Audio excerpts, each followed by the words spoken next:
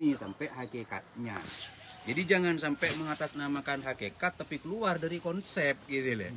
Kayak kok ikut tuanan tapi kok isi ini benci-bencinan lagi karbi piye. Kan ranya hambung. Bukannya saling mendukung, bukannya saling menguatkan. Di situ. Jadi misalnya antara yang berilmu ini miskin. Ada ini tidak berilmu tapi kaya. Loh ini bagaimana saling merasa kalah kan? Yang berilmu tuh, oh iya gitu. Tanpa dia bagaimana ini. Jadi menghormati gitu kan. Jadi mendukung bagaimana orang ini semakin semangat dalam mengelola kekayaannya di jalan Allah gitu kan. Nah si kaya juga begitu merasa, waduh saya kalau cuma punya harta, kalau nggak punya ilmu, kalau nggak dididik oleh orang yang berilmu, mau jadi apa saya? Nah di sini ini gitu. Saling ketemu. Nah, jangan malah si berilmu, wah apa duit tok woi ora gowo mati. Lah iki apa-apa nih ini iki. Nah kata yang ini juga begitu, ngomong tok cangkem tok perbuatan inti kata yang punya duit kan. Nih nggak kagian ngomong. Iki piye nih ini iki? Harusnya saling mendukung, saling menguatkan. Ora apa-apa. Metu Tapi anu enggak ada. ya tadi bukan untuk macan harus balik begitu ya. Ah, temburi. Lah enggak masalah itu jajan. Mau dulu kan gini udah mau balik kan. Jadi balik itu merekrut teman-teman yang nggak aktif. Tapi Kang Jan lu wejang ini masalahnya, lu wejangan ini nggak cukup apa. Jadi kalau mau balik ya tapi ya repot, nggak ngaku berguru. Kan kita dulu kumpul di masjid tuh yang semua yang tua-tua tak tanyain gitu. Ya, posisi sambian ini Katongan karo Pak Saipul. sambian ini berguru apa tidak sama bapak? Kita nggak mengakui di depan kita loh. Bahwa Kang Jan tuh nggak berguru sama bapak. Nggak mengakui. Enggak, di depan forum loh. Heeh. Kang Jan sendiri yang ngomong. Ya oke, yuk. Jadi menganggap bapak itu ya teman, jualan bareng-bareng. Lah ini orang nggak paham bahasa itu seperti itu, nggak paham bahasa tawadu. Gitu loh, nggak paham bahasa tawadu karena bapak dulu ngomong istilahnya kan gini. Ya wes itu Kang, juang bareng-bareng.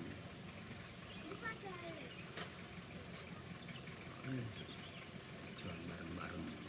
Ya, jadi di situ tuh Kang Jan tuh memaknai menganggap bapak itu temannya. Di situ. Lah terus selama ini misalnya dulu Kang Jan datangnya ke sini itu dalam posisi seperti apa? Itu kalau mau berpikir, apakah dia datang di sini itu memang adalah seorang santri yang sudah bawa ilmu? Apakah memang datang dia sudah bertauhid? Apa dia datang dulu di sini itu memang dari luar dia sudah berakhlak baik? Apa datangnya ke sini bagaimana? Kan semua tahu Kang Jan datang ke sini teler kok. Preman terminal. Iya kan? Kan preman terminal teler gitu loh.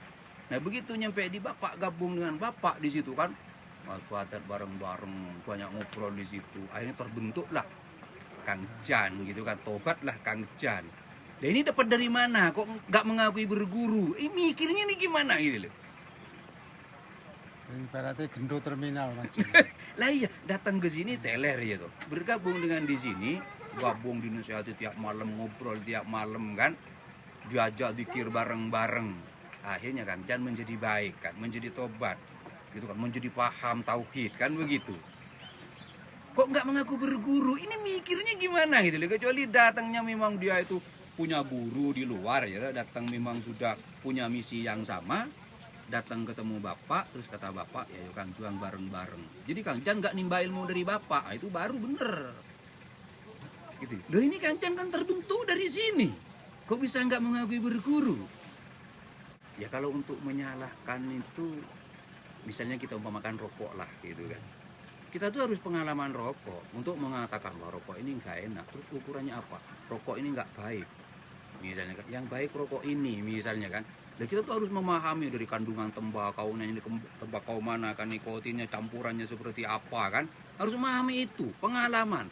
Ya kalau Kang Jan misalnya mengatakan ini tidak benar, apa dia punya pengalaman? Coba referensi. Ya, misalnya beginilah. Misalnya manunggaling kaulo Gusti. Ya, terus kok kita katakan itu sesat? Misalnya kan, kok nggak benar masa Allah menunggal dengan makhluk. Terus mengatakan ini sesat. Karena pikirannya dikira yang disebut menunggal itu seperti rokok menunggal terhadap wadahnya. Lah padahal kalau bahasa ini menunggalin kaulo Gusti kan bahasa Jawa, kalau bahasa Arabnya, jadi kita harus pengalaman bahasa gitu kan. Lah bahasa Arabnya kan disebut tauhid. Tauhid itu bahasa Arab, kalau bahasa Jawanya manunggalin kaulo Gusti. Gitu kan. Jadi tauhid berasal dari kata wahada yuwahidu tauhidan. Jadi kalau bahasa ini satukan. Satukan gelas, satukan piring. Logikanya nggak mungkin gelas itu cuma satu. Jadi satukan dengan apa kalau ada bahasa satukan piring? Otomatis piring itu 2 atau lebih. Lah tauhid itu kan maknanya satukan. Jadi kon menunggal kan. Lah terus yang disatukan itu apanya? Nah, itu dijawab lagi dengan ajaran-ajaran Rasul gitu kan. Dijawab apanya yang menyatu. Jangan dibayangkan Gusti Allah itu bentuk bleger terus menunggal karo blegri awake dhewe tak goblok tenan. Lah iya. Lendi ono kitab ono ulama sing bahas blegri pangeran. Lah kok bayangane kalau disebut manunggal iki kok sesat. Iki saka endi? Kalau Gusti ya. Nah, itu contoh gitu kan bahwa kita untuk menyalahkan suatu bahasa itu kita harus banyak tahu bahasa. Gitu kan perbandingannya kan. Oh ini Jawa ini. Oh ternyata Arab ini. Ngono kan? Nah, jadi nanti kalau kita hanya belajar syariat sedikit gitu kan di kitab, terus nanti ono wong mergo ucapan iki ora koyo sing neng ora koyo sing neng kitab. Padahal iki Jawa ngono kan. Loh, iki sesat. Kenapa? Karena gak sama dengan yang di kitab. Jadi begitu. Wiritan juga seperti itu. Nah, makanya kan dulu saya sama teman-teman di Tangerang tuh. Yang namanya dakwah itu kan gak harus mewejang semua. Dakwah itu kan bahasa Arab. Bahasa kitanya aja-aja. Yuk aja-aja ke jalan Allah. Yes, ngobrol semampunya. Gitu kan. Yes, ngobrol pokoknya tentang kebaikan, bagaimana yang orang awalnya kasar menjadi lembut, yang awalnya orang rosoni sampai rosoni tukul. Ya wis ngobrol ngono wae. Tapi kalau sudah levelnya nyalakan, iki ora levelnya ngono lho. Kegiatan nyalakan. Loh misalnya kayak kita Oh iya bisa. yang nggak ahli di Muhammadiyah misalnya, nggak ahli di MTA. Lo kok kita tuh nyalakan, oh MTA itu rak bener. Lo ukurannya rak bener ki opo? Nyalakan kok pakai ukuran dirinya sendiri, pakai ukuran ilmunya yang ada pada dirinya.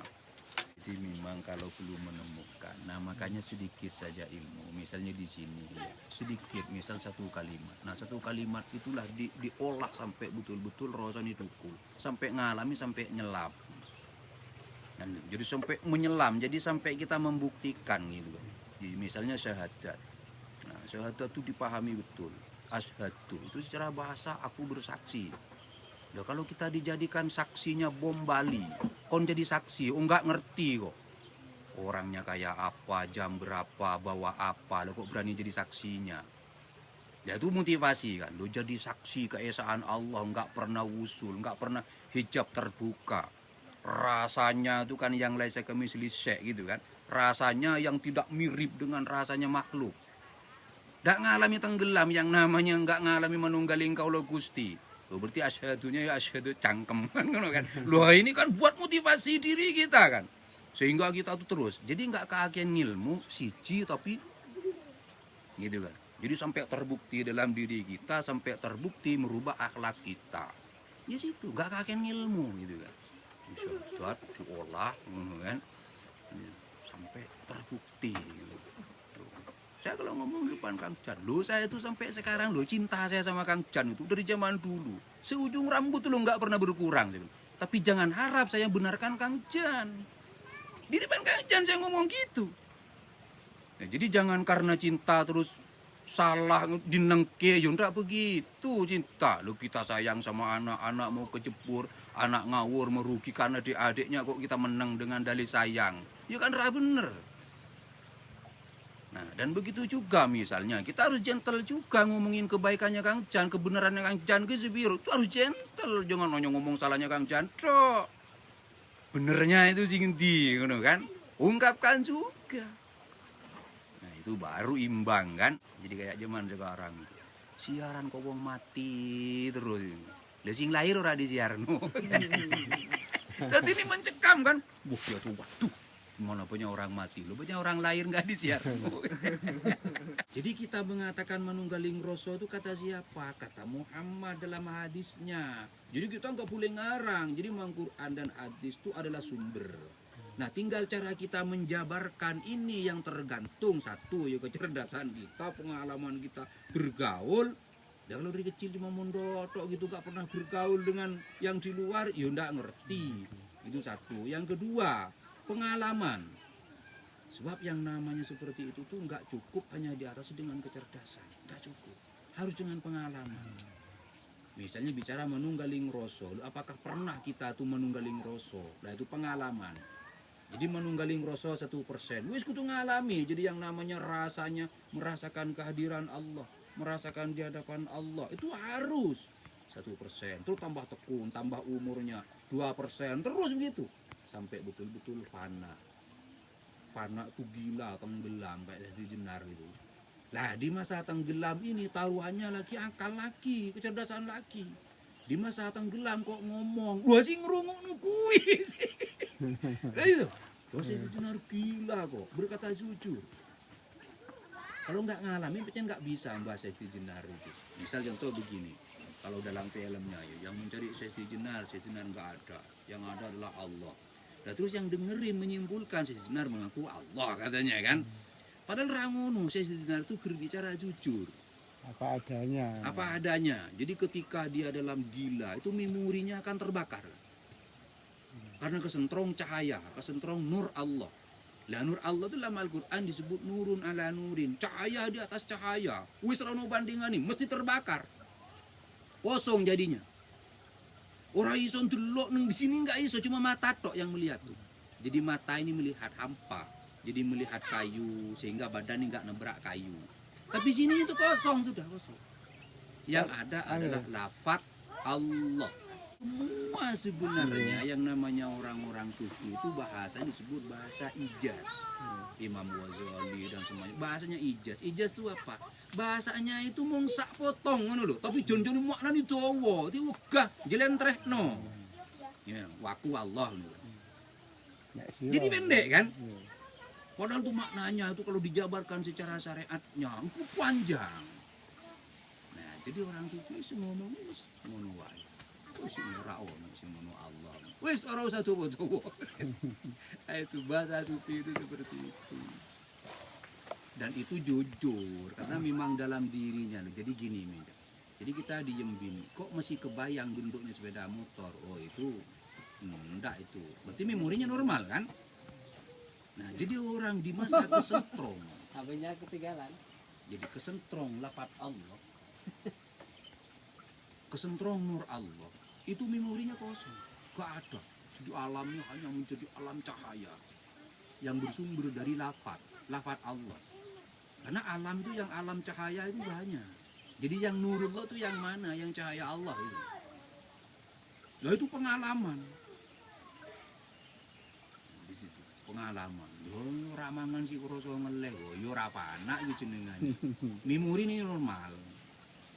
Harus ngalami berapa hari, berapa bulan itu harus ngalami. Setelah itu bakok gitu kan. Bakok itu waras lagi, normal layaknya manusia. Tapi rasanya itu sudah bakok. Cuma badannya sudah normal. Nah, di situ. Jadi Syekh Jenar pada waktu itu Syekh Siti Jenar memang dalam sini nggak ada Syekh Siti Jenar, nggak ada. Yang ada itu cuma satu, lafaz Allah. Jadi daun-daunan ini semua jadi lafaz Allah. Rambut ini semua jadi lafaz Allah. Pokoknya yang ada hanya Allah. Yang dimaksud itu lafaz Allah. Lah cuma yang dengerin itu offset. Dikira yuk negeri Gusti Allah kuwi. Jadi jangan diukur. Lah jadi untuk kelas pembicara itu kan begitu. Jadi jangan sekali-kali mengukur kebenaran orang lain dengan kebenaran yang ada pada diri kita. Kebenaran adalah kebenaran gitu kan. Nah, jadi jangan diukur dengan kita. Oh, orang itu benarnya ini kan. Kebenaran itu di situ.